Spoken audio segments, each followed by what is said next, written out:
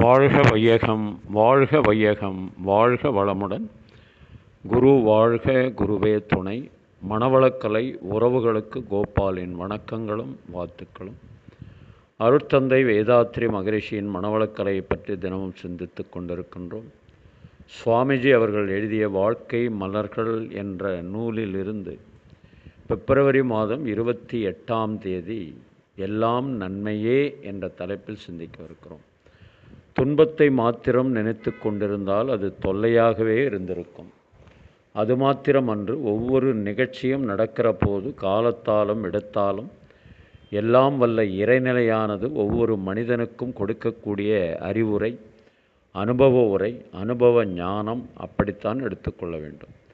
அப்படி எடுத்துக்கொண்டோமேயானால் எந்த துன்பத்துக்கும் காரணத்தை கண்டுபிடிக்கிற போது இதிலிருந்து விளையக்கூடிய நன்மையெல்லாம் விளங்கிவிடும்.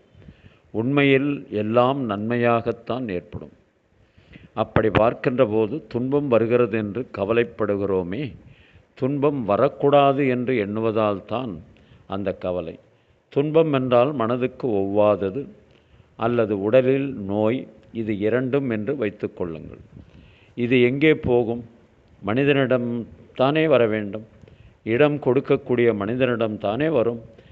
என்னிடம் அந்த துன்பம் வந்தது என்றால் அதற்கு நான் இடம் கொடுத்து விட்டேன் என்று தானே பொருள். இப்போது அந்த இடத்தை நிரப்ப வேண்டும். நான் பிறந்தேன், வாழ்ந்து கொண்டிருக்கின்றேன், ஒரு நாளைக்கு முடியப் போகிறேன்.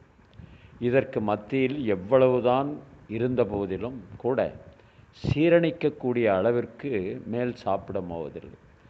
உடல் தாங்குகிற அளவுக்கு மேல் துணியை போடுவதில்லை. நின்றால் காலளவு, படுத்தால் உடலளவு, இதற்கு மேல் பூமியை அனுபவிக்கக்கூடியவர்களும் இல்லை. வரும்போது கொண்டு வருவதும் இல்லை, போகும்போது கொண்டு போகப் போவதும் இல்லை. இந்த உண்மையை அப்படியே மனதிலே ஏற்றிக்கொள்ளுங்கள். அப்போது நமக்கு எந்தெந்த இடத்திலே என்னென்ன கிடைக்கிறதோ அது நிறைவாகத்தான் இருக்கும். வாழ்க்கையை ஒட்டி பார்த்தீர்களானால் எல்லோருக்கும் நிறைவாகத்தான் இருக்கிறது. இப்படியே உலகம் முழுக்க பார்த்தோமேயானால் எந்த இடத்திலும் யாருக்கும் குறைவே கிடையாது, குறைவு என்பதே இல்லை. அருட்தந்தை அவர்கள் கவியரசர் கண்ணதாசன் கற்பனையாக ஒரு பாடலை எழுதியிருப்பார். தான் படைத்த இந்த உலகத்தில் வாழ்ந்து கொண்டிருக்கின்ற மனிதர்கள் இன்பமாக வாழுகிறார்களா என்பதை அறிய எண்ணி தான் படைத்த உலகத்திற்கு வருவது போலவும், அப்போது அவன் வழியில் பார்க்கிற மனிதர்களையெல்லாம் நலம் விசாரிப்பது போலவும் கற்பனையாக ஒரு கவி எழுதியிருப்பார். இந்த கருத்துக்கு ஏற்ற மாதிரி இருக்கும்.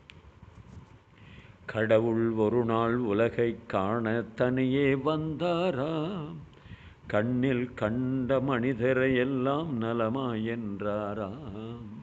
ஒரு மனிதன் வாழ்வில் இனிமை என்றான், ஒரு மனிதன் அதுவே கொடுமை என்றான். படைத்தவனோ உடனே சிரித்து விட்டான். ஏன் சிரித்திருப்பான் இறைவன்? தான் படைத்த உலகில் மனிதன் சந்தோஷமாக வாழ்ந்து கொண்டிருக்கிறான் என்றல்லவா நினைத்திருந்தான். இவன் ஏன் இப்படி கொடுமை என்கிறான் என்றால் எல்லாம் இவன் செய்த செயலினால் வந்த விளைவு துன்பமாக. உடலிலே நோய், உள்ளத்திலே கலங்கம், வாழ்க்கையிலே சிக்கல், குடும்பத்திலே குழப்பம் என்று சொல்வது போல இவனால் தான் இதெல்லாம் ஏற்பட்டிருக்கிறது என்று உணர்ந்த கவியரசர் அடுத்த வரி எழுதுகிறார். கள்ளம் இல்லா பிள்ளை உள்ளம் நான் தந்தது, காசும் பணமும் ஆசையும் இங்கே யார் தந்தது.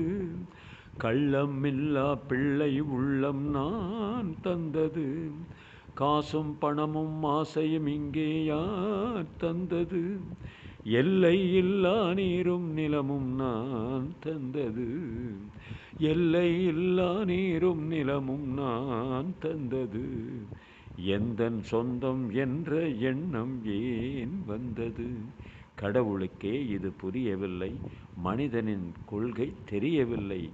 கடவுள் ஒரு நாள் உலகை காண தனியே வந்தாராம், கண்ணில் கண்ட மனிதரையெல்லாம் நலமாய் என்றாராம். ஒரு மனிதன் வாழ்வில் இனிமை என்றான், ஒரு மனிதன் அதுவே கொடுமை என்றான். படைத்தவனோ உடனே சிரித்து விட்டான். வாழ்க வளமுடன். நீங்களும் உங்கள் அன்பு குடும்பமும் வாழ்க வளமுடன்.